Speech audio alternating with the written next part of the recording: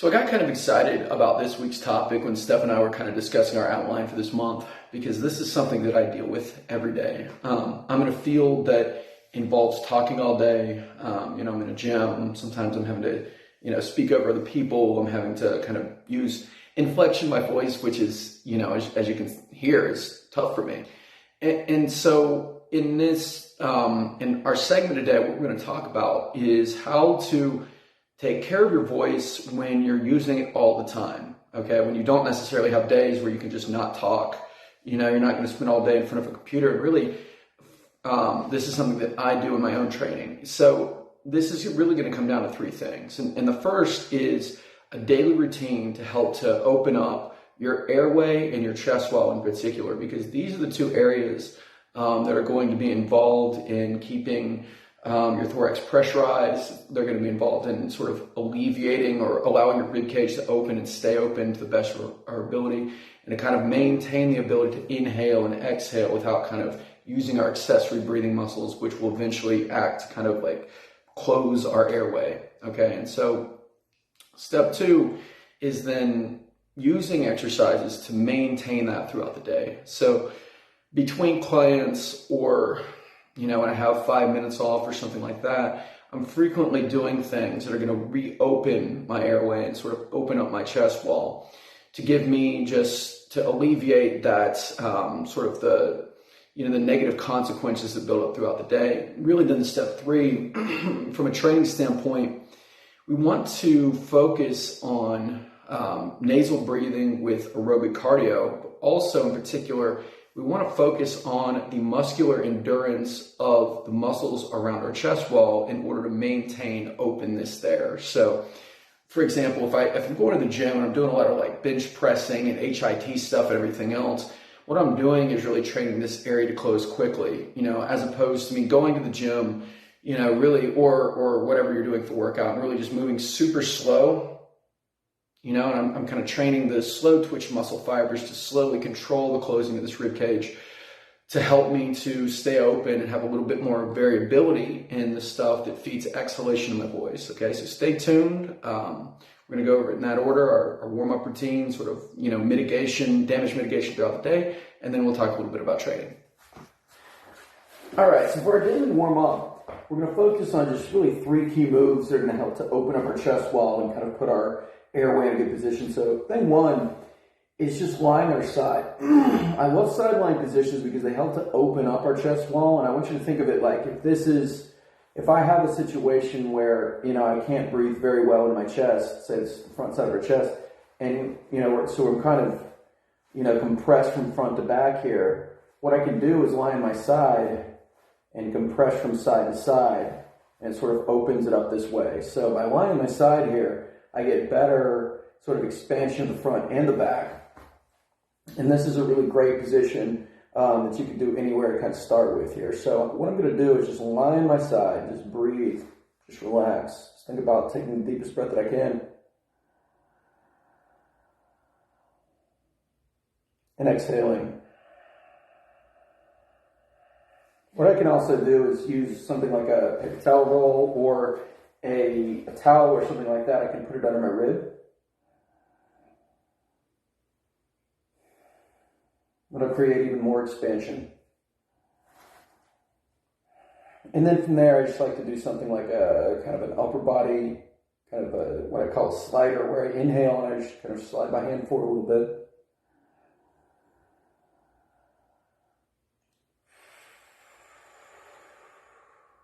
Make sure I exhale and I roll forward. So I inhale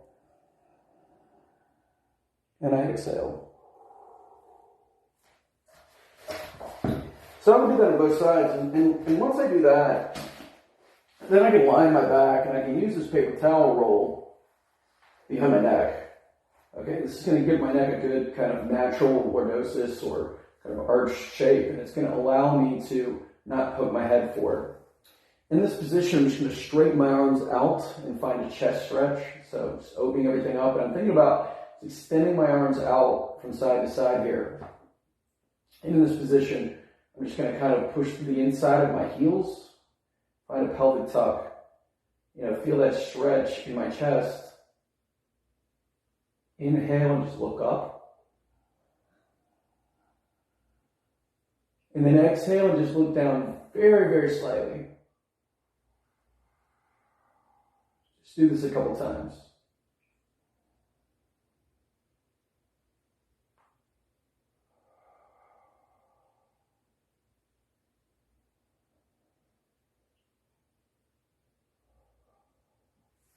Last but not least, I can come on all fours here. Come into a plank position or on all fours. I'll inhale and just rock back. Great position, open up my sternum, and then exhale and come forward again.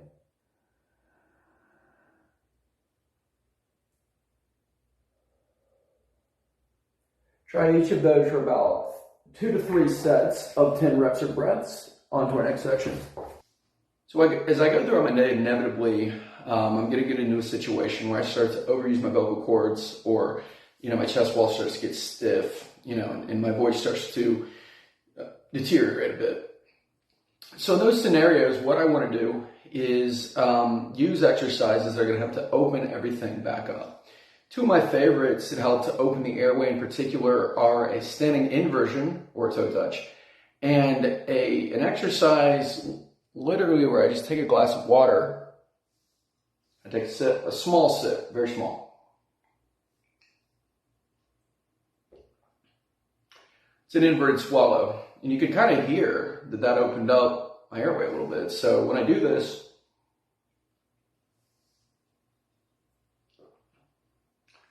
kind of opening everything up, it almost resets my swallow reflex, which when I talk a lot, and especially when I'm having to look down and use different inflections of my voice, it's going to tend to kind of close off a little bit more. So that's a great reset right there. The other one would be just a standing toe touch. And for me, it's as simple as just putting my feet together, lean down, letting my head hang down, just breathing in and exhaling. In this position, gravity is just kind of opening everything up, kind of resetting my hiatal position a little bit, just giving me a little bit more wiggle room. So give those a try throughout the day. On to our last section. All right, so last but not least, when in a training context, thing 1, if you're doing nothing else, aerobic cardio is super important. So just doing cardio where you're breathing through your nose and you're not gasping through your nose. And what I mean is you can do maybe a 2 to 3 second inhale, 2 to 3 second exhale, and you're able to continuously breathe like that. Okay, that is the best thing that you can do to open everything back up and kind of build the mechanisms that keep them open better. Beyond that, from a muscular endurance standpoint, training the chest wall to stay open is something I've also found to be extremely beneficial. What I mean by that is that we can either do this in a kind of on all fours or in a supine position, or on all fours or on my back. But what I mean by this, and I just got like 6 pounds here, but it would be something like this where I take dumbbells, I'm doing a fly motion, but instead of letting them hit the ground, I'm just holding them up here and breathing.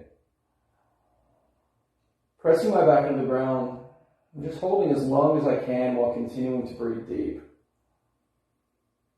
And what that's going to do is just build the endurance of my chest to be able to stay open and kind of hold myself open. Okay, another option would be to do it in a push-up position. I can do it from my knees.